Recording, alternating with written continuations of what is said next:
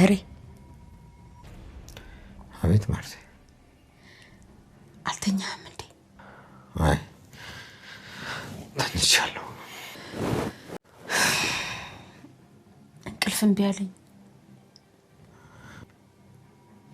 ልቀፍሽ? አይ ችግር የለም። ግን ለምንድን ነው ያልተኛ? ለምን እንቅልፍ እምቢ አለኝ? ደሬ በቃ ከዚህ ሁሉ ለምን አትነግረኝ? ንገረኝና ሁላችንም እንገላገል።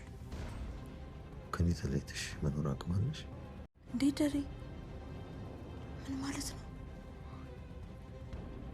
ልታገባ ነው እንዴ? ማለቴ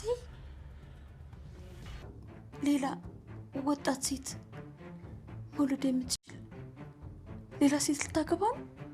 እንደሱ ማሚው እንደዚህ ነበር። ምክንያቱም የሰርጉ ዕለት ሁሉ ነገር ትቼ መጥቼ ሰተቴን አርሞ ነበር። ደሬ ግድ የለህም። ምንም አይነት የማይታረም ስተት የለም። እባክህ ንገረኝ። ጨለማውን አታስረዝምብኝ። አልነግርሽም ማርቴ፣ አልነግርሽም። ደሬ እባክህ በጭራሽ አልነግርሽም ማርቴ። አልነግርሽም ደሬ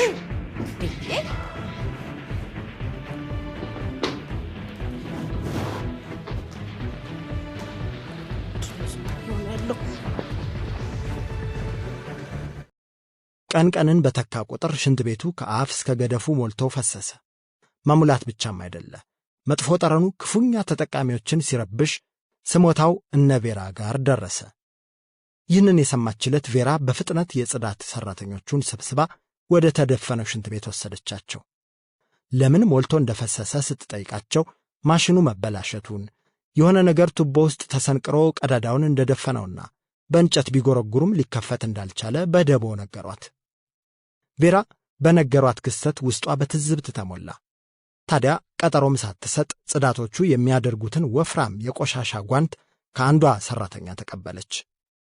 በራፊ ጨርቅ አፍንጫዋን ሸፍና ጓንቱን አጠለቀችና ቀጥ ብላ እንኳን ለመግባት በአይን ለማየት ወደሚቀፋው ሽንት ቤት ገባች። ሁሉም የጽዳት ሰራተኞች ከውጭ ቆመው የሚሆነውን ነገር በአግራሞት ይከታተላሉ። ቬራ ግን ካለምንም ቅድመ ሁኔታ ሽንት ቤት ውስጥ ጎንበስ አለችና እጇን በቀዳዳው በኩል ወደ ውስጥ ሰደደችው። ሁሉም በድንጋጤ እርስ በርስ ተያዩ። የነሱ ትዝብት ምንም ደንታ ሳይሰጣት እጇን ከወዲያ ወዲህ እያማሰለች ቱቦውን የደፈነውን ቁርጥራጭ ፌስታልና የሴቶች ንጽህና መጠበቂያ ሞዴስ እየጎተተች አወጣች። ከዚያም የጽዳት ሰራተኞቹን በርከት ያለ ውሃ እንዲያመጡላት አዘዘች። ውሃውን በላዩ እየቸለሰች ስትለቅበት ሙሉ አይነ ምድርና ቆሻሻ ተጠራርጎ ወደ ጉድጓዱ ገባ። ሽንት ቤቱም በደቂቃዎች ውስጥ ንጹሕና ለመጠቀም አመቺ ሆነ። ቬራ ጓንቶቿን በጥንቃቄ አውልቃ ጣለችና እጆቿን በሳሙና ታጠበች። ቀጥላም ንጹሕ እጆቿን አድርቃ መዳፍና የበሉቧን እያገላበጠች ለተደረደሩት ሰራተኞቹ አሳየቻቸው። አንድ ጥያቄም አስከትላ ቀረበች።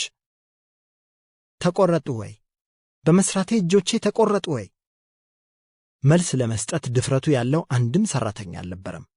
አብዛኛዎቹ በኀፍረት አንገታቸውን ደፉ። ሁሉም የሆቴሉ ሰራተኞች ግን የዚያችን ቀን ትምህርት እስኪሞቱ ድረስ የሚረሷት አልነበረችም። ከነሱም አልፎ አገር ምድሩ ሁሉ የሆነውን በሙሉ ሰማ። የአገሬው ሰው አወራ። ያቺ ከዛፍ ስር ከኮረብታ ላይ የተቀመጠች አይኗን የምትጨፍነው ክልስ ሴት ጉደኛ ነች ተባለ። ጉደኛ ክልስ ባላገር። ዶክተር ሶፎንያስ በምናቡ የሰማው ድምፅ ከጠፋም በኋላ እዚያው በተቀመጠበት ለአንድ ቀን ገደማ ቆየ። ያ ሞርሟሪ ረሃቡ፣ የውስጥ ውጥረቱ፣ የሰው ዘር መናፈቁ ሁሉ ቀስ በቀስ እየተነኑ ወዴት እንደገቡ ሳይታወቀው ጠፉ። ብቻ በቃላት ሊገለጽ የማይችል የጽሞና ዓለም ውስጥ እየዋኘ እየበረረ እየተንዶለዶለ ነበር። ድንገት አንድ በዕድሜ የገፉ አረጋዊ ወደሱ የናላ አውታር ሲመጡ በዓይነ ሕሊናው ተመለከተ። በአካል ይሁን በምናብ የመጡት እርግጠኛ መሆን ግን አልቻለም። የሆነ የሕልም ዓለም ውስጥ ያለ መሰለው። መልካቸውንም በውሉ ለይቶ ማየት አልቻለም ነበር። ነጭ የመጎናጸፊያ ቀሚስና ስፍር ቁጥር የሌላቸው ዶቃዎች ያሉት መቁጠሪያቸው ግን ቁልጭ ብሎ ይታየዋል። ሰውየው ደርሰው በእርጋታ ከጎኑ ተቀመጡና ለ7 ደቂቃ ታህል ዝም ብለው ቆዩ። ከ7 ደቂቃዎች በኋላ ግን ወደ ዶክተር ሶፎንያስም ሳይዞሩ ከንፈራቸውን ሳያንቀሳቀሱ መልእክታቸውን ማድረስ ጀመሩ። ትላልቅ ኃይል ያዘሉ መረጃዎች በቃላት አይተላለፉም። ልጅ ሶፎንያስ፣ አሁን ሸጋውን መንገድ ይዘኸዋል። እነሆ የጽሙና ምስጢር በጥልቀት ይገለጥልህ ዘንድ ቀጣዮቹ 7 ቀናት ሱባኤ ይዘህ አዲስ ሰብእ የምትሆንባቸው ይሆናሉ ቢሉት ሶፎንያስ ይበልጥ ግራ ተጋባ። ብዙም በሐሳብህ ባቡር አትወሰድ፣ ብዙም ቸል አትበል፣ ብዙም አትጨነቅ፣ ብዙም አታላላው፣ ብዙም አታጥብቀው። ከራስህ ጋር መነጋገር፣ ቁጭት፣ ጸጸቶችህን መናዘዝ፣ ዓላማው ልብስ በእንዶድ እንደሚጸዳው አንተም ውስጥህን በቅን መሰጠት ውስጥ ማንጻት ነው አሉና በዝምታ መቁጠሪያቸውን እያግተለተሉ ለደቂቃዎች ቆዩ። ይኸውልህ ልጅ ሶፎንያስ፣ ሱባኤ ያዝ ስልህ ሌላ ትርጉም እንዳትሰጠው። ሐቁን ስማና አሰማ። ሱባኤ ቀጥተኛ ትርጉሙ 7 ማለት ነው። ቅዱስ እግዚአብሔር ሥራውን በ6ኛው ቀን ፈጸመ። እነሆ በ7ኛው ቀንም በአርምሞ ከዙፋኑ ተሰየመ። በአመስኳ ውስጥ ሆኖ የፈጠረው ሁሉ መልካም እንደሆነ ዕውቅና ሰጠ። እናም የሥራው ሁሉ ትርጉም እየተገለጠ ያለው በ7ኛው የዓመታት እኩሌታ ቀን ውስጥ ነው ማለት ነው። የዚህ አካል መሆን ደግሞ የሰው ልጅ በጎ ፈቃድን ይሻል። እንደዚሁ ሁሉ የሰው ልጅም የዘላለም ሕይወትን ትርጉም፣ የዘላቂ ሰላምን ምንነት፣ የተፈጠረባቸውን ምስጢራዊ አውታራት እንዲረዳ በዝምታ ቅብቅቡን ማስተንተን መቻል አለበት። በሕይወት መንገድ ላይ መስመር ስቶ ከራቀው ከዘነጋው ንጹሕ ማንነቱ ጋር ይታረቅ ዘንድ ከገዛ ራሱ የአስተሳሰብ እስር ቤት ነፃ መውጣትም እንዲችል የሰው ልጅ ራሱን አግልሎ በታቅቦ ከምግብ ከመጠጥና ንግግር መራቅ፣ በጥሞናም መቀመጥ ያሻዋል። ከዚህ መሰል የአርምሞ ሥርዓቶች አንዱ ሱባኤ ይባላል አሉና በዝግታ ወደ ሶፎንያስ ዞሩ። ስለሆነም በሚቀጥሉት 7 ቀናት በሱባኤ ውስጥ በ7 ክፍሎች፣ በ7 ደረጃዎች ከታች ወደ ላይ፣ በ7 እርከኖች ከትንሽ ወደ ትልቅ፣ በ7 ዋሻዎች ከጠባብ እስከ ሰፊ ውስጣዊ ከተማዎችህ በጥበብ በተደለደሉ ውስጣዊ ክሪስታሎችህ ማለፍ ይጠበቅብሃል ቢሉት ዶክተር ሶፎንያስ ሳያመነታ ትእዛዛቸውን መቀበሉን በአዎንታዊ ሰበቃ አሳወቀ። ለጥቆም በምናቡ የሚመላለሰውን ጥያቄ አቀረበላቸው። ሁሉም ቁጥር ያው ቁጥር ነው፣ ታዲያ 7 መሆኑ ለምን አስፈለገ? ጥሩ ጥያቄ ጠይቀሃል ልጅ ሶፎንያስ። 7 ቁጥር የሆነው በሰው ምርጫ ሳይሆን በተፈጥሯዊና መንፈሳዊ ምክንያቶች ነው። ከ7 ቁጥር ጀርባ ያለው ጥበብ የምስጢር ቁልፍን አዝሏል። ከስነ ፍጥረት ካየን 7 አህጉራት፣ 7 የአፈር አይነቶች፣ 7 ውቅያኖሶች፣ 7 የሳምንት ቀናቶች፣ 7 እልፍ አእላፍ ዓመታት ሚሌኒየሞች፣ 70 በመቶ ውሃ የሆነ ሰው፣ ሕዋስና ዓለም፣ 7 ቀለማት ያሉት ቀስተ ደመና እያልን ብዙ ሰባታዊ ስነ ፍጥረቶችን መዘርዘር እንችላለን። ግን በዚህ ሳናበቃ ከተፈጥሮ አልፎ በመንፈሳዊውም ዓለምም ብዙ ማስረጃዎች አሉን። ለመጀመሪያ ያህል የክርስትናውን መስመር ብንመለከት ዮሐንስ ራእይ ምዕራፍ 8 ቁጥር 1 ላይ 7ኛውንም ማኅተም በፈታ ጊዜ እኩል ሰዓት የሚያህል ዝምታ በሰማይ ሆነ ብሎ 7 ቁጥር ከአርምሞ ጋር ያለውን ጥልቅ ምስጢር ይጠቁመናል። 7ቱ ሊቃነ መላእክት፣ 7ኛዋ ቀን ሰንበት መሆን፣ 7ቱ ጾማት፣ 7ቱ ምስጢራተ ቤተ ክርስቲያን መሰል የ7 ውክልናዎች የሆኑት በአጋጣሚ እንዳይመስልህ። በመጽሐፈ ኢያሱ በምዕራፍ 6 ቁጥር 15 ላይ ኢያሪኮን ለ7 ጊዜ ዙሯት፣ ከዚያም በ7ኛው ቀን 7 ጊዜ ዙሯት ይላል። በዘፍጥረት ምዕራፍ 8 ቁጥር 6 እንደተከተበው ደግሞ ኖህ ርግብ እየላከ ጠፍ መሬት መኖሩን ያጣራው በየ7 ቀን ቆይታ ነበር። ቅዱስ ዳዊትም በመዝሙር 118 ቁጥር 164 ላይ ስለ ጽድቅህ ፍርድ በቀን 7 ጊዜ አመሰግንሃለሁ ብሎ ምስጋናውን በ7 ከፋፍሎ ያስቀምጣል አሉና አንድ ነገር እንደሚያስታውስ ሰው ዝም ብለው ቆዩ። ኋላም በዚያ የረጋ ልሳናቸው ሶፎንያስን ማስተማራቸውን ቀጠሉ። ልጄ፣ ሁሉም ነገር ምክንያት አለው። በዚህች ምድር አጋጣሚ የሚባል ነገር የለም።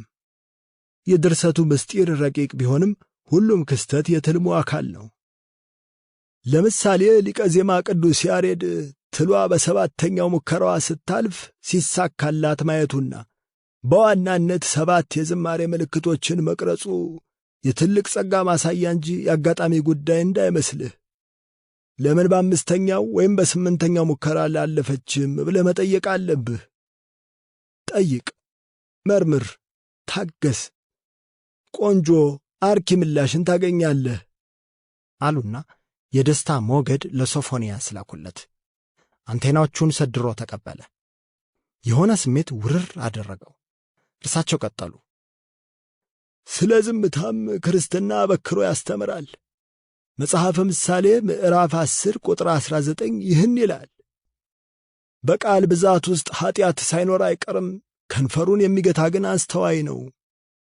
ይልቁንም የወሬ ትብታብ ያሳመመውን ትውልድ በመጽሐፈ ኢዮብ ምዕራፍ 13 ቁጥር 5 ላይ ሲወቅስ ምን ነው ዝም ብላችሁ ብትኖሩ ይህ ጥበብ በሆነላችሁ ነበር ብሎ ያስቀምጣል። በተጨማሪም ነቢዩ ኤልያስ እግዚአብሔርን በዝምታ ውስጥ ያገኛል።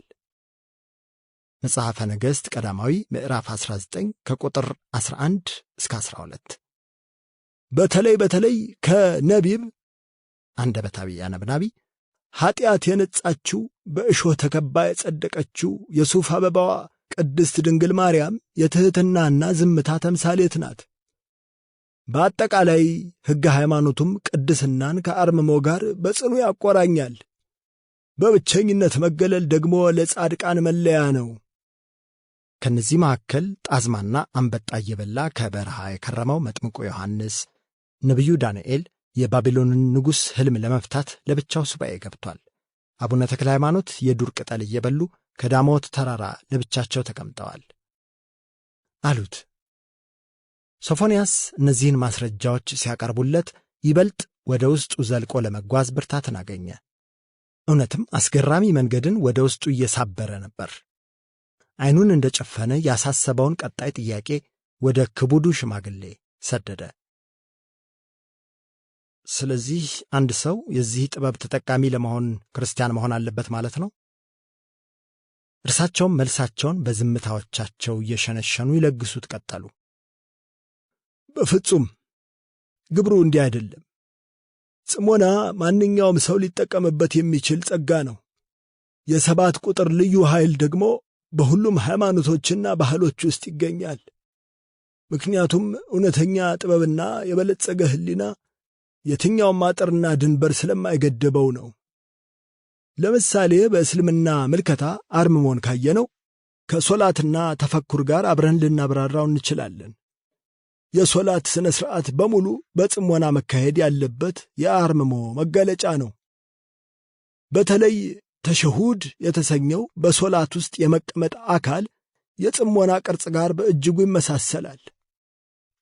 በሌላ በኩል ተፈኩርና ጣዕሚና ማለት ከጥልቅ የጥሞናና የማሰብ ሂደት ጋር የተያያዘ የማስተንተን፣ የማገናዘብና የማውጠንጠን ተግባር ነው። ይህም ቅዱስ ቁርአን ሱራህ አልኢምራን ቁጥር 191 እንደሰፈረው እነሱም በዚያ ቆመው ተቀምጠውም በጎኖቻቸው ተጋድመውም አላህን የሚያወሱ በሰማያትና በምድር አፈጣጠርም የሚያስተነትኑ ጌታችን ሆይ ይህን በከንቱ አልፈጠርከውም፣ ጥራት ይገባህ፣ ከእሳትም ቅጣት ጠብቀን የሚሉ ናቸው ብሎ ይጠቅሰዋል። ልክ እንደ ክርስትናው እስልምናውም የድንግል ማርያምን የአርምሞ ምሳሌነት በምዕራፍ 19 ቁጥር 26 ሲጠቁም ብይም ጠጭም ተደሰችም፣ እኔ ለአልረህማን ዝምታን ተስያለሁ፣ ዛሬም ሰውን በፍጹም አላነጋግርም በይ ብሎ ይገልጠዋል። በተጨማሪም ዝምታና ብቸኝነትን በተመለከተ የተጻፉ በርካታ ሐዲሶችም አሉ። ከማዕከላቸው ዝም ያለ ሰው ይድናል እና በአላህና በመጨረሻው ቀን ያመነ መልካም ይናገር አሊያም ዝም ይበል የሚሉትን መጥቀስ እንችላለን። ብቸኛ ሆኖ ከሰዎች መገለልን ስንመለከት በእስልምናው ኢቲኻፍ ተብሎ የሚጠራ ሲሆን ይህም ከሱባኤ ጋር የሚመሳሰል ከቤተሰብና ከድሎት ተነጥሎ በብቸኝነት ራስን ወደ ፈጣሪ ለማቅረብ ጊዜ ተወስዶ የሚደረግ ልምምድ ነው። በተለይ በረመዳን የጾም ወር የበለጠ ይዘወተራል። ነቢዩ መሐመድ ሰለላሁ ዐለይሂ ወሰለም የመጀመሪያውን ራእይ ከመቀበላቸው በፊት በብቸኝነት ሂራ ተራራ ውስጥ ለወር ገደማ የመቆየታቸው ጉዳይም ተዘግቦ ያለ ነው። ሌሎች ከአርምሞ ጋር አብረው የሚሄዱ የእስላማዊ ጉዳዮች መካከል ተስቢህ፣ ዚክርና የእንጉርጉሮ መንዙማንም መጥቀስ እንችላለን። 7 ቁጥርና እስልምናን ካነሳን ደግሞ ሌሎች አስገራሚ እውነታዎችን እናገኛለን። በኢስላማዊ አስተምህሮ መሠረት 7 ሰማያትና 7 ምድራት በ7 ወቅቶች ውስጥ ተፈጥረዋል። እንዲሁም 7 ዋነኛ ኀጢአቶች ከመኖራቸው ባሻገር የገነትና የገሃነም ቁጥሮች 7 ናቸው። የገሃነም በሮችም 7 ናቸው። በቅዱስ ቁርአን ውስጥ ከአንድ ቁጥር ቀጥሎ በጣም በተደጋጋሚ የተጠቀሰው ቁጥር 7 ሲሆን የመክፈቻው ምዕራፍ የሚሰኘውና በሁሉም ሰላት ላይ የሚቀራው ሱረቱል ፋቲህም 7 አንቀጾች አሉት። አንድ ሙስሊም ስሙ በተወለደ በ7ኛው ቀን ይወጣለታል። ሐጅና ዑምራ ሲያደርግ ከአባን 7 ጊዜ ይዞራል። ወደ ሰይጣን አዘቅት 7 ጠጠሮችን ይወረውራል። ከሰፋ መረዋህ 7 ጊዜ ይመላለሳል። ይህም አጋር ሕፃን ልጇን እስማኤልን እንደያዘች ውሃ ፍለጋ ከሰፋ መረዋህ 7 ጊዜ ከተመላለሰች በኋላ አምላክ የዘምዘም ጠበል እንዳፈለቀላት ማሳያ ነው። በቅዱስ ቁርአን በአያ 12 አንቀጽ 46 ላይ በተገለጠው መሠረት ደግሞ ነቢይ ዮሴፍ ወይም ዩሱፍ የንጉሡን ሕልም እንዲፈታ ተጠይቆ ነበር። ሕልሙም 7 ወፍራም ላሞች በ7 ከሲታ ላሞች ሲዋጡ ከዚያም 7 የእሸት መስኮችን የሚገልጥ ነበር። የጥጋብና የረሃብ ዓመታቶች መፈራረቅንም አመላካች እንደሆነ ገልጦ ምስጢሩን ፈቶታል። እናም 7 ቁጥር በእስልምና ውስጥም ምስጢራዊ ነች ብለን መደምደም እንችላለን። ይገርማል አለ ሶፎንያስ። የዝምታ የአርምሞና የ7 ቁጥር ጉዳዮች ይህን ያክል በሃይማኖቶች ውስጥ ትኩረት ያገኙ መሆናቸው እርግጥም አስገራሚ ሆኖ ነበር ያገኘው። ነገር ግን ከሃይማኖት ውጪ በሰው ልጆች ቀደምትም ሆነ ዘመነኛ ባህል ውስጥ ያለው ቦታ ብሎም ከሁለቱ ሃይማኖቶች ውጪ ያለው ምልከታስ ምን ይመስል ይሆን እያለ ማውጠንጠን ያዘ። ይህም የውስጡ ጥያቄ ከሱ አልፎ ለሳቸው መድረሱ አልቀረም ነበርና መልሱን ይመግቡት ጀመር። እርግጥ ነው አርምሞና 7 ቁጥር በሃይማኖቶች ውስጥ ምስጢራዊ ትርጉማቸው በይበልጥ ጎልቶ ይታያል። ነገር ግን አርምሞ ወይም ሜዲቴሽን ወደር የለሽ ጥቅሞች እንዳሉት በሳይንሳዊ መንገዶችም ተረጋግጧል። ከእነዚህ ግኝቶች መካከል አርምሞ ወይም ሜዲቴሽን ለጤና ያለው መጠነ ሰፊ ጥቅም ይጠቀሳል። የአካላችንን የደም ዝውውር ማስተካከል፣ የአተነፋፈስ ሥርዓትን ማሻሻል፣ የስኳር መጠን ምጣኔ፣ የውፍረት መቆጣጠር፣ የምግብ መፈጨት ሂደትን ማስተናበር ወዘተ ጥቅሞች እንዳሉት በበርካታ ጥናቶች ተረጋግጧል። በተለይ ለእርጉዝ ሴቶች፣ ለታዳጊ ወጣቶች፣ ጦርነትን መሰል ከባድ አደጋ ውስጥ ላለፉ ንጹሐን ዜጎችና ተጎጂ ወታደሮች እንዲሁም በኑሮ ውጥረት ውስጥ ለሚኖሩ ሰዎች እጅግ በጣም ጠቃሚ እንደሆነ ተደርሶበታል። በጥናቶች መሠረት አርምሞ ወይም ሜዲቴሽን ከእርግዝና ጋር ተያይዘው የሚመጡ የደም ግፊትና ስኳር መሰል ሕመሞችን በጣም በከፍተኛ ደረጃ ይቀንሳል። ከአእምሮ ጤና አንጻር ካየነው ደግሞ ጥቅሙ ተዘርዝሮ የሚያልቅ አይደለም። ለከፍተኛ ድብርት፣ ለጭንቀት፣ ለእንቅልፍ ችግር፣ ለአመጋገብ ችግር፣ በራስ የመተማመን ችግር፣ አደጋን ተከትሎ ለሚመጣ የስነ ልቦና ቀውስና ሌሎችም እክሎች እጅግ ጠቃሚ መሆኑ በተግባር ተረጋግጧል። ባይገርምህ ከግለሰብ ደረጃም ብቻ ሳይሆን አርምሞ ለብዙ ሕዝቦች እንደ ሀገርና እንደ ዓለም ችግሮችን መፍቻ መንገድ እንደሆነ ተረጋግጧል። ብዙ ሰዎች ተሰባስበው በአርምሞ እንዲመሰጡ በተደረገባቸው አካባቢዎች የወንጀልና ሥርዓት አልበኝነት ክስተቶች ከ20 እስከ 30 በመቶ ቀንሰዋል። ማሃራሺ ዩኒቨርሲቲ በ2006 እንደ አውሮፓውያን አቆጣጠር አሜሪካ ውስጥ ከ1800 ገደማ ሰዎች በአንድ ላይ ለሰላምና ፍቅር ሜዲቴት እንዲያደርጉ በመሰባሰብ ከተማዎች ላይ በሠራው ሰፊ ጥናት በዚያች ቅጽበት በሀገሪቱ የነበሩ ወንጀሎች በ30 በመቶ እንደቀነሱ አረጋግጧል። በሊባኖስ ጦርነት ጊዜ መሰል ጥናት ያደረጉ የእስራኤል ተመራማሪዎች ቀድመው የሶሻል ቴራፒን ጠቀሜታ ከተናገሩት መሃል ይጠቀሳሉ።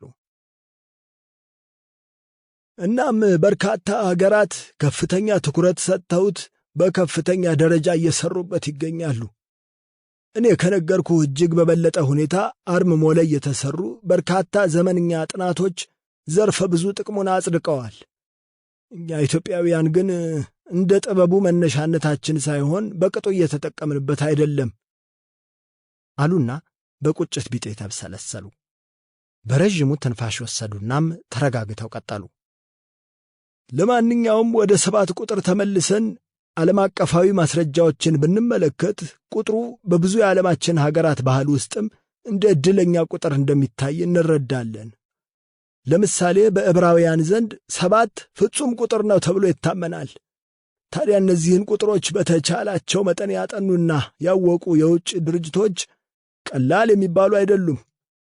ብዙ ካምፓኒዎችም ራሳቸውንና ስያሜያቸውን የዕድል ምልክት ተደርጎ ከሚቆጠረው 7 ቁጥር ጋር አቆናኝተዋል። ቦይንግ 777፣ 7 አፕ፣ 711፣ ነምበር 7 በርገር ወዘተ መጥቀስ ይቻላል። ከ5፣ 6 ቁጥርም ሆነ ከ8 ቁጥር ልቆ በኳስ ተጫዋቾች ዘንድም ይከበራል። የዓለም አቀፍ ዘመናዊ የሙዚቃ ኖታዎች ቁጥርም 7 ነው።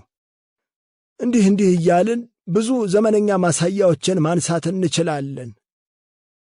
ሌላው ቀርቶ ወረቀት እንኳ በሰው አቅም ከ7 ጊዜ በላይ አይታጠፍም አሉና እንደ ማለዳ ጀንበር ፈገጉለት። ይሄን ሁሉ እንዴት ልብ ብየው አላውቅም፣ ይገርማል አለ ሶፎንያስ። አዎ ግብሩ ብዙ ነው። የኛ የቁጥሩ ሊቃውንት በዚህም ሳያበቁ በእያንዳንዱ የሰው ልጅ ውስጥ የ7 እርከን አደረጃጀት እንደሚገኝ ያትታሉ። ምስጢሩንም ከነቁልፉ ጽፈው አውርሰውናል። ቁልፉን ሽተህ መጥተሃልና አንድ በአንድ በሰፊው አብራራልሃለሁ። የአርምሞና የተመስጦ ነገሮች በባህላችን ውስጥ አንዳንዶች በማወቅ ሌሎች ደግሞ ባለማወቅ ሲተገብሩት ኖረዋል። ከቀላሉ ብጀምርልህ የኢትዮጵያ እናቶች ምግብ ሲያዘጋጁ ልብ ብለህ ብትመለከታቸው በምግብ ዝግጅት ላይ በትኩረት ሙሉ ለሙሉ መሰጠታቸውን ታስተውላለህ። ምግቡን የሚያጣፍጠው ምግቡ የተዘጋጀበት ግብዓት ብቻ ሳይሆን የእናቶቻችን ሽርፍራፊ የመንፈስ ቅመም መሆኑንም ትረዳለህ። ምግብ ብቻ ሳይሆን ሕይወትን ነው ከልባቸው እየኖሩ የሚያበስሉት። የዝምታን ታላቅነት ደግሞ ከአባባልና ምሳሌያዊ አነጋገራችን ጀምሮ እስከ ሙዚቃዎቻችን ድረስ ተካቶ እናገኘዋለን። ለምሳሌ ዝምታ ወርቅ ነው ብለው አባቶቻችን የዝምታን ዋጋ በአጭር አረፍተ ነገር ከፍ አድርገው አውርሰውናል። ወርቅ ዝቅ ብሎ ከአፈር ውስጥ እንደሚገኝ ሁሉ ዝምታም ከትሑት ልቦና ትነሳለች። ራቅ ብሎ መገለልና ከሰው ተነጥሎ መመሰጥን በተመለከተ በሃይማኖቶቻችን የኦርቶዶክስ ተዋሕዶ መነኮሳትና ባህታዊዎች፣ የእስልምና ቃዲ ሙራድና ወሊዮች፣ የፕሮቴስታንት ጾም ጸሎት ቆይታ አድራጊ አገልጋዮች የመሳሰሉትን ማንሳት እንችላለን። በባህሎቻችን ውስጥም እንደ ገዳ መንፈሳዊ አባት ቃሉዎች፣ አንዳንድ ሺያዎች አሁንም ጥቁር ሰውን ካሉ እያሉ ይጠራሉ፣ ያሉ ከማኅበረሰብ ተገልለው በዋርካው ኦዳ ስር በጽሞና ይቆያሉ። ሀዲያዎች የእርቅ መፍቻ የመጨረሻ አማራጫቸው ጉዳዩን ከሰው ተገልለው በአርምሞ ወደሚቀመጡ ሂራጋኖዎች መውሰድ ነው። ሂራጋኖ በይመሌ ሂራጋኖ ጋር ሂዱ ብለውም ዳኞች ያዛሉ። የጉራጌውን በጥሞና የተቀመጠ አንገት ደፊ የጆካ ዛፍ ጥሞናስ እንዴት ይረሳል? እንዲህ እያልን በርካታ ሀገር በቀል ባህሎችን ለጥሞና ማሳያነት ማንሳት እንችላለን። እንደ ጥሞና ሁሉ የሰባትነት ምስጢር ደግሞ በእኛ ቀደምት ጥንታዊ ስልጣኔ ውስጥም ትልቅ ቦታ የነበረው ነው። 7ኛው የአዳም ትውልድ ከሆነው ከቅዱስ ሄኖክ አብራክ የፈለቅነው የኢትዮጵያ ልጆች በእርግጥም ከቁጥሩ ጋር ቁርኝታችን ለየት ያለ ነው። ፊደሎቻችን እንኳ በ7 ቁጥር ከሃ እስከ ሆ ይደረደራሉ። አንዳንድ ጎሳዎቻችን እስካሁንም በ7 ቤት ኅብረትነታቸው ይጠራሉ። ለማሳያ 7 ቤት ጉራጌና 7 ቤት አገውን ማንሳት ይቻላል። ተጋሮዎችም በ7 ቤት ይጠሩ እንደነበር የታሪክ ድርሳናት ያትታሉ። አሁን ያሉ የባህል አወቃቀሮችንም ብናስተውል ለምሳሌ ሸካዎች 7 እርከን ሥርዓቶች አሏቸው። ደራሼ ማኅበረሰብ 7 ንዑስ አካላት አሉት። ከ5ቱ ዋነኛ የገዳ ሥርዓቶች አንዱም በ7 እርከን የተደራጀ ነው። ባለ 777 የከንባታ ደረጃ የሃምበርቾ አናት ላይ የተገነባው በአጋጣሚ እንዳይመስልህ። እኛ ገና ከጥንቱም በነበረን ግዙፍ ግዛት ወቅት ያስተዳደርናቸው እንደ አኬናቱ ግብፅና የህንደኪዎቹ ህንድ ውስጥም እነዚህን የአርምሞና የ7 ቁጥር ምስጢራት እናገኛቸዋለን። የጥንታዊ የግብፅና ሱዳን ልዑሎች አሁን ሜዲቴሽንና ዮጋ በሚባሉት አቋቋሞችና አቀማመጦች ላይ ሆነው የተቀረጹ ሐውልቶቻቸው ፒራሚዶች ውስጥ ተቀርጸው ይገኛሉ። የአርምሞ መገለጫ የሆነው መቁጠሪያም በእጃቸው ላይ ተንጠልጥሎ ይታያል። አሁን ላይ በተገኙ የሱባ መዛግብት መሠረት የአሁኒቷን ግብፅ የገዙ ጥንታዊ የኩሽ ነገሥታት ናቸው። በጣም የሚገርመው እነዚሁ ጥንታውያን ልክ እንደ ክርስትናና እስልምና የመንግሥተ ሰማይ መንገዶች 7 ናቸው ብሎ ያምኑ ነበር። የ7ቱ ሰማያት ላሞችና 7 የምድር ስውር ዓለሞችም አሉ ብለው ይቀበሉ ነበር። 7 ዋና ዋና ኀጢአቶች መኖራቸውን ከማመናቸው ባሻገር በአርምሞ ውስጥ 7 የሉል ክብ ውስጣዊ ፕላኔቶች በኩል ማለፍ እንዳለብንም በሃይማኖት ድርሳኖቻቸው ላይ ከትበው አስቀርተዋል።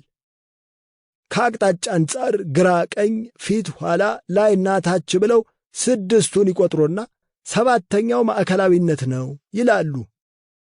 ወደ ምስራቁ የዓለም ክፍል ሄደን ህንድን ብንመለከት ምናልባትም በአርምሞ ወይም ሜዲቴሽን ረገድ ለዓለም ምሳሌ የሚሆኑ ጉሮዎችንና ዮጊዎችን የሂንዱይዝም እምነት መነኮሳትና የአርምሞ መምህራን ያበረከተች ሀገር ሆና እናገኛታለን። አርምሞን ዋነኛው የአምልኮ አካል አድርገው የሚያምኑት የሂንዱይዝምና ቡድሂዝም ሃይማኖቶች ከምስራቅ አልፈው ለብዙ ምዕራባውያን ራስን የማወቅን መንገድ አስተምረዋል። ለምሳሌ ከቅዱሳን መጻሕፍቶቻቸው አንዱ በሆነው በሃጋቫድ ጊታ ምዕራፍ 17 ቁጥር 6 ላይ ዝምታ፣ እፎይታ፣ መተናነስ፣ ወደ ውስጥ መሳብ፣ ራስን መቆጣጠርና ብፁዕነት የአንድ ሰው እውነተኛ የአእምሮ ምሰሶዎች ናቸው ብሎ አስቀምጦታል። ቄና ኡፓሻንዲ በተሰኘው መጽሐፋቸው ውስጥ ብራህማ ወደ ተሰኘው የምሕረት አምላክ ለመቃረብ ልክ እንደ ግዑዝ ዕቃ ሳይናገሩ ሳይጋገሩ መመሰጥ እንደሚያስፈልግ ይጠቅሳሉ። ክሪሽናና ራማሃይ የተባሉ ጥንታዊ ጥቋቁር የኩሽ ቅዱሳንና ንጉሶች ያስተማሯቸውን የጽሞና መንገድ በሚገባ በመጠበቅ አሁን ላለው የዓለም ትውልድ አውርሰዋል ማለት ይቻላል። እናም ጥልቅ አርምሞ ውስጥ ያሉ መነኮሳትን ህንድ፣ ቻይና፣ ታይላንድ፣ ቲቤትና ሂማሊያ ተራራዎች ውስጥ ማግኘት የተለመደ ነው። ስሪ ስሪ ራቪ ሻንከር፣ ዳሊ ለማ፣ ሳድጉሩን የመሳሰሉ በዓለም አቀፍ ደረጃ በብዙ ሚሊዮን የሚቆጠሩ ተከታዮች ያላቸውን የአርምሞ ተማሪና መምህራንን መጥቀስ ይቻላል። ለጥቆም 7 ቁጥርን ከሂንዱይዝም ሃይማኖት አንጻር ካየነው አሁንም አስገራሚ እውነታዎችን እናገኛለን። በሳንስክሪታቸው ከጥንት መግባቢያዎች አንዱ መሠረት 7 ቁጥርን ሰብታ ብለው የሚጠሩት ሲሆን የሙዚቃ ኖታቸውም 7 ነው። 7ቱን ዋና ዋና ቅዱሳኖቻቸውን ወይም ሳፕታሪሺዎችን በ7 የጠፈር ከዋክብት ይመስላሉ። ጋብቻ ሲፈጽሙ 7 ጊዜ እሳትን ይዞራሉ። ቃል ኪዳን በ7 ይጸናል ብለው ይስማማሉ። የሰው ልጅ ከሞተ በኋላ በ7 ዓይነት መልኩ ዳግም ይገለጣል ብለውም ያምናሉ። ከምንም በላይ አንተ እንድታተኩርበት የምፈልገው ደግሞ የሰው ልጅ 7 ቻክራዎች እንዳሉት ያስቀመጡትን ጥበብ ነው አሉና ሽማግሌው ሰው ጠንከር ያለ አንድ ሰበዝ በኃይል ወደ ሶፎንያስ ላኩ። ነቃ ብሎ ያዳምጣቸው ጀመር። 7ቱ ቻክራሶች ማለት የሰው ልጅ የተዋቀረባቸው 7 የኃይል ባህሪና ግብር እርከኖች ናቸው። ሐሳቡ በደንብ እንዲገባህ ቻክራስ የሚለውን ቸክ ራስ ብለህ አስታውሰው። ይህም የራስ ችካል ወይም 7 ደረጃዎች ያሉት የማይነቃነቅ የውስጥ ምሰሶ አድርገህ አስበው። ችካሉ ከአከርካሪና ከህብለ ሰረሰር ጋር የተያያዘ ነው። በተጨማሪም ከፔናይል ጀምረን ታላመስ፣ ፒቱታሪ፣ ሃይፖታላመስ፣ ታይሮይድ፣ አድሬናል እስከ ጎናድስ ብንቆጥር 7ቱን ዋና ዋና የሰው ልጅ ሆርሞን አመንጪ እጢዎች መደርደር እንችላለን።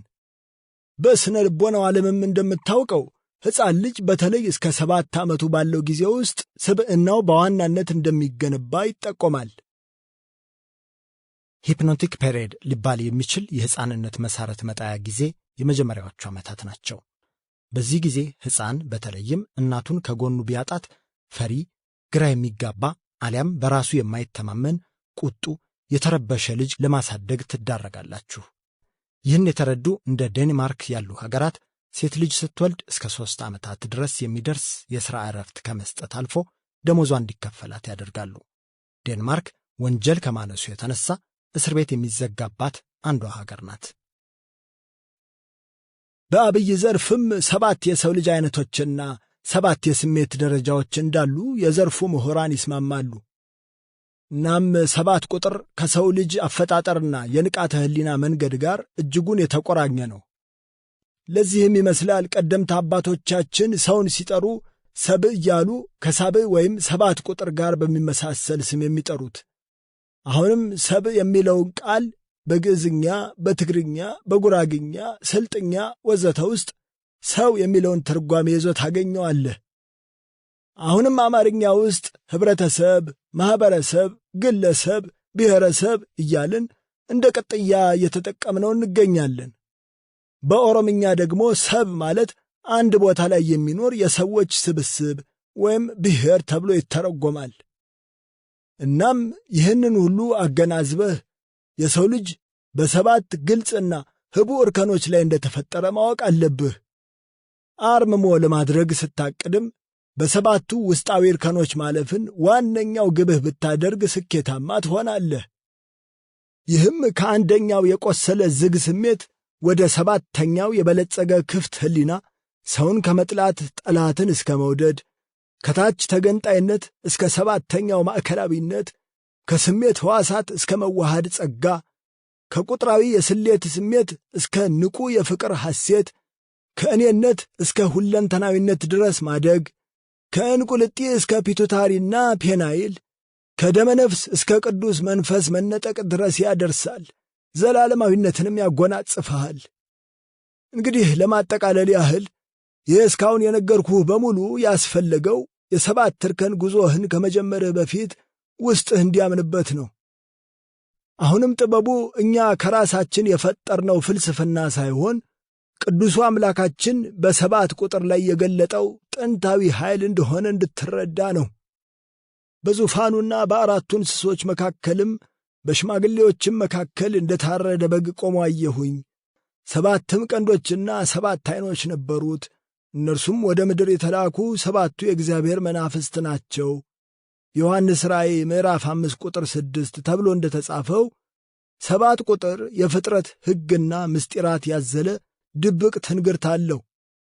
ለዚህም ቅድም እንዳልኩህ እጅግ ግዙፍ የሆኑ 7 ሰማያትን፣ 7 ዓለማትን በ7 ወቅቶች ቀናት ስብሃት ለአብ በመፍጠሩ ምስጢር 7ተኛው ቀን ሰንበት መከበሩ ማሳያ ነው።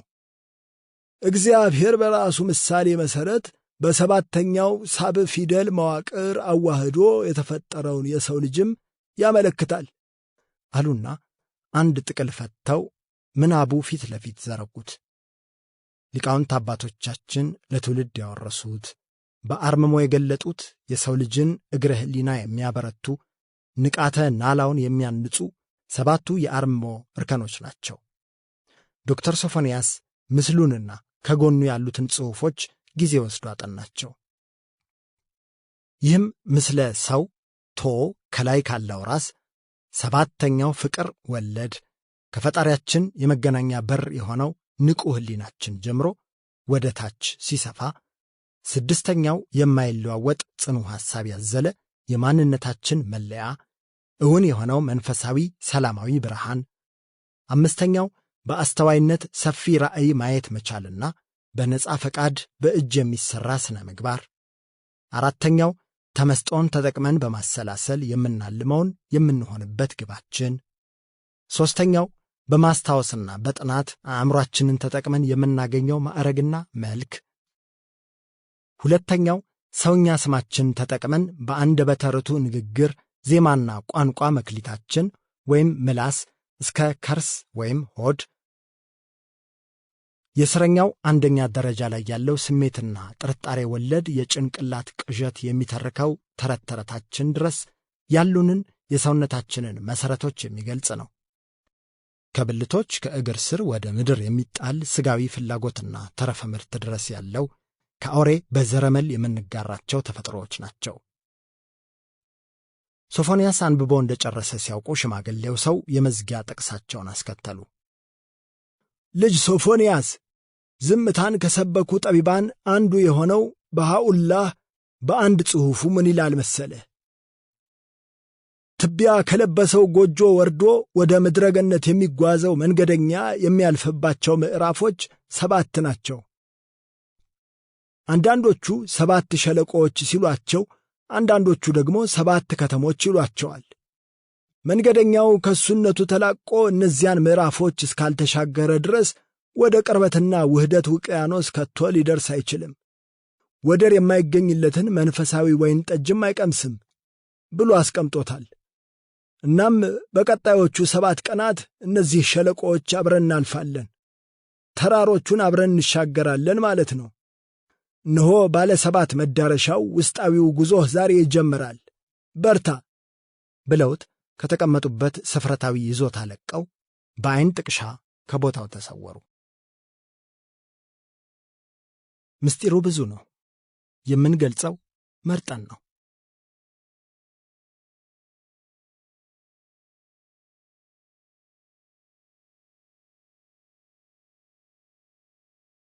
ምዕራፍ 8 ዮጋ ዮድ ዋልያ።